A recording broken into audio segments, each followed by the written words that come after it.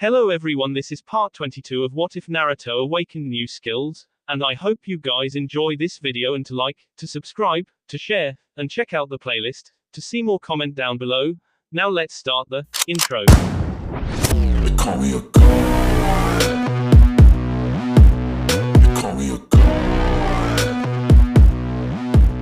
They call me a god. Join my membership, the perks are great. It's in the description.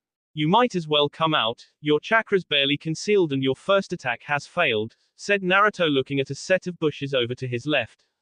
Neji followed the gaze of the blonde, noticing as he passed over that his sensei had applied a henge. His clothes remained the same but his hair was now dark brown and straight. Neji wondered but couldn't quite work out why his sensei had applied the jutsu. That became apparent when 6 people came out of the bushes wearing Iwa forehead protectors. There were 2 boys about the same age as those in the group, each about the same height as Hanabi. They stood on either side of the group. The one on the left wore a plain black t-shirt and plain black trousers with kunai and shuriken pouches on each side of his waist. His forehead protector held his long black hair out of the brown eyes set deep into his skull. The boy on the right wore a similar set of clothes except his were the color of dried mud, his forehead protector keeping his strange green hair out of his equally strange gray eyes. On the inside of each of the were 2 older boys, both looking to be about 13 or 14 each, wearing the standard Chunin vest of Iwa with a gray t-shirt underneath and black trousers. Each had a shuriken holder on their left hip and a kunai holder on their right. The one standing on the right had his black hair short, his dark blue eyes narrowed in a glare and his forehead protector on his right arm. The one standing on the left had his forehead protector on his forehead but twisted round to his left, holding back the side of his hair that ran to his shoulder, whilst the other side was so short that it almost wasn't there. He gazed at the group through half-closed green eyes. The final 2 members stood in the center of the group. On the left was a man wearing an Iwa Jonin vest over a dark brown t-shirt. His forehead protector wrapped around his left arm. He towered above the others in both groups, standing around 6 feet 10 inches to 7 feet tall and was at least 3 feet across the sea. His muscular legs, each as thick as one of the genin standing behind Naruto and Sasuke, were covered in a pair of dark blue trousers. His head was completely shaved and littered with small scars. His large lips were curled into a sneer that almost reached his onyx eyes. In his left hand was a chakra string that led to a collar around the end of the girl next to him. The girl looked to be about 15 or 16 and was around the same height as Hinata. Her forehead protector kept her strange and unruly black, white and gray hair out of her solid black and almost lifeless eyes. Naruto could tell that she'd been thoroughly broken by Iwa. She wore a long-sleeved black t-shirt with the Iwa insignia emblazoned in white on the front.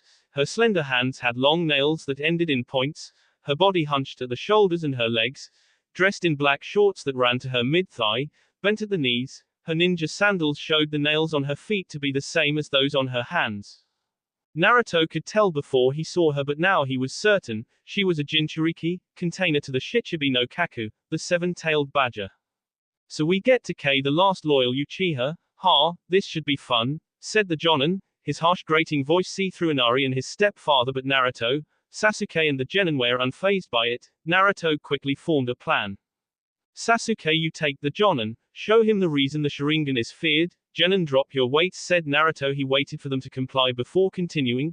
Neji, your target is the Chunin on the right. Yours is the Chunin on the left. Hanabi, take the genin on the right. Konohamaru and Udon, take the genin on the left. Chihiro, guard the clients. I'll handle the unfortunate girl that's being used as a living weapon because she keeps Iwa safe from the Shichibi, he ordered. The girl's eyes widened a little when she heard the way he referred to her. No malice or hatred. In fact, she was amazed that he referred to her as a girl. In Iwa she was only ever referred to as demon, weapon, or something similar. Do you really think those brats will be able to manage it? Most of them hardly looked to be out of nappies, mocked the Chunin on the right. A moment later he was doubled over on his knees with Neji standing over him. Personally, I think this won't be too hard if you can't keep up with me going that slow, said Neji. His voice held no hint of arrogance or inness. It was flat and monotonous, as though he'd just stated that on a clear day the sky was blue. With the end of his statement, the rest of the genin and Sasuke launched, each hitting their opponent square between the eyes with a kunai, as Neji himself brought a kunai down on the back of his opponent, swiftly severing his spinal column and K him. The rest of the trip to Wave was highly uneventful. They found the missing Nin and took him out swiftly and efficiently, and they slept the first night in a clearing before moving on and arriving around lunchtime the next day. They stayed up until nearly midnight chatting to them about how they'd been like old friends. At one point she'd asked if they knew anything about the M of Wave. She'd barely heard of the event and the fact that Zabuza Momoki had been in it. Naruto, Sasuke, the boy that lived there. She recalled his name as Inari. The woman and the old man grew very solemn before Naruto spoke up. Yes, we know it well. In fact, you couldn't get more reliable sources. We were on the bridge that day. You saw the plaque calling the bridge the Great Naruto Bridge. Well, that Naruto was me. I watched as Zabuza was saved by his apprentice, Haku, a soul as kind as my own, which I spared to watch them at the hands of our Jonin sensei. Then he took a kunai in his mouth and 500 thugs and mercenaries. He truly earned his name, the demon of the bee mist. He laid waste to them and took down Gato before finally sucking to the injuries our sensei Kakashi Hatake and the mercenaries had given him, and he said quietly. Naruto then discussed the contents of the scroll with Tazuna, and they went through the details of the trade agreement Konoha had with Wave and began discussing the changes that were to be made to it. It wasn't long after that they retired to bed. She slept comfortably in the arms of the woman, Tsunami. Her husband was kind enough to allow the females to share a single room so that they could comfort and lay at ease the girl. She found the Hyuga girl, Hanabi, to be a kind girl, and although a little bit stuck up, she was otherwise very down to earth and had realized that she was at a great disadvantage using only her family style, having been there the day Naruto had shown that the gentle fist could not beat all opponents. The other girl, Chihiro, Hanabi had said reminded her of her sister, kind and caring to anyone as long as they didn't hurt someone she cared about. The girl herself had said she was training to be a medic ninja and hoped to be able to use her family's Kekai Genkai to be a better medic by using them to do things others couldn't.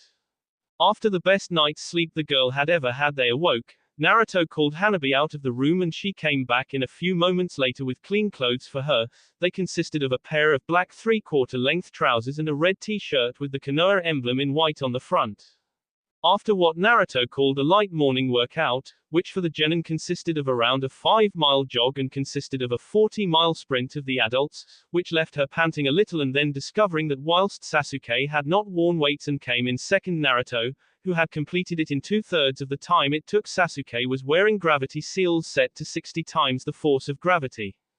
Around midday they left for Konoha, this time traveling a lot quicker, but she could tell they could move even faster because the genin were jumping around and messing around. Sasuke noticed her confused look and explained that they had completed the mission with time to spare, so whilst they were moving at a reasonable rate they were taking their time to enjoy the trip since they had time to K. When she asked what their cage would say, Naruto replied that he wouldn't care. If he needed them he could get a message to them in moments by pulsing his chakra in a certain way a certain number of times. He had enough that it could be felt in almost any part of the elemental countries and was considered an instant recall. The only missions to be completed were guarding out of escort missions and S-Class A. They returned to Konoha in the early evening and she was shocked when the Chunin guards didn't even stop them from walking in with her. As she walked through the village she saw many of the villagers throwing curious glances at her and looks of complete admiration at the two Jonin in front of her. They arrived at the cage tower and walked in. She expected them to have to wait to see one of the Chunin to give a mission report, when instead Naruto just walked up to the cage's secretary. Has he got anything other than the undefeatable evil in there with him? He asked. The secretary just smiled and shook her head, and so the group moved on and to her complete shock just walked right into the cage's office with one of the genin closing the door behind them. Her surprise was only about to grow. What's up, ya old fart? Asked Naruto as he slumped into one of the chairs in front of the desk. Sasuke eased himself into another and motioned for her to take the third, while the genin just plonked themselves on the floor and started chatting quietly amongst themselves. She eased herself into the chair quietly and sat with her legs together, her hands in her lap and her head facing her lap. Naruto, how'd the mission go? Asked Minato looking up from his paperwork. Fine, fine. We took out 5 Iwa ninja and this young lady, jailer of the Shichibi, has agreed to join Konoha. I'm not sure if she'll give us any information. That's up to her. After the way Iwa has treated her, I don't her going anywhere near the interrogation department. They wouldn't get anything out of her with it. She's been through too much for it to bother her. They never gave her a name and we're yet to find a suitable one for her. Any suggestions? said Naruto. Minato turned to where Naruto had motioned and found himself looking at the top of a head. Look up, my dear, we aren't Iwa, and I like to look people in the eyes when I talk to them. If I thought a Jinchuriki was any less than human, then I wouldn't be any better, particularly as my son used to be one, didn't you, Naruto? Said Minato. Against all her own thoughts, her head instantly sprang up to look at the man talking to her when he said Naruto was his son, and sure as daylight she could see the eerie resemblance between Naruto and the Hokage. Things started to make sense now, the guards not bothering, the reaction of the secretary, and that they knew they didn't need to hurry back.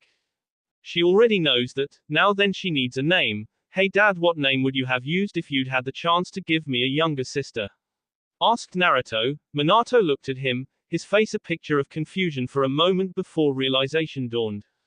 Yes, I believe that's a great idea, he said before turning back to the girl. Your name is now Uburinamikaze. Welcome to the family, said Minato. His voice was warm and jovial, and a warm smile sat on his lips when he finished. The girl mulled the new information over for a few minutes before she smiled. Again, the smile was barely visible, but it was there nonetheless. Storm, I like it, and thank you for bringing me into your family. The only way I can even begin to repay you is to bring you bad news. The Tsuchikage is planning on attacking Konoha. He knows about your alliance with Suna and Kumo and has allied with Mist, Waterfall and Grass for the coming attack. Mist and Waterfall will take on Kumo and Grass will take on Suna.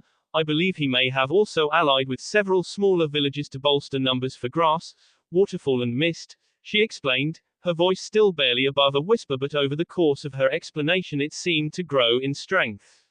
Thank you, Naruto. Go and inform the rest your team. Sasuke, get birds sent out to both Kumo and Suna as well as all the smaller villages in Fire Country.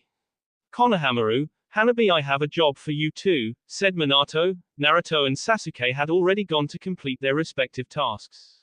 What are your orders, Lord Hokage? Asked Konohamaru as he and Hanabi moved forwards to stand in front of their Hokage.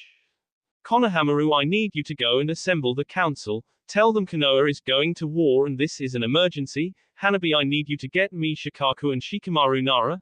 Those two are the best strategists we have, he said to the two genin. With a quick bow the two were off and running. He then turned to the remaining four genin.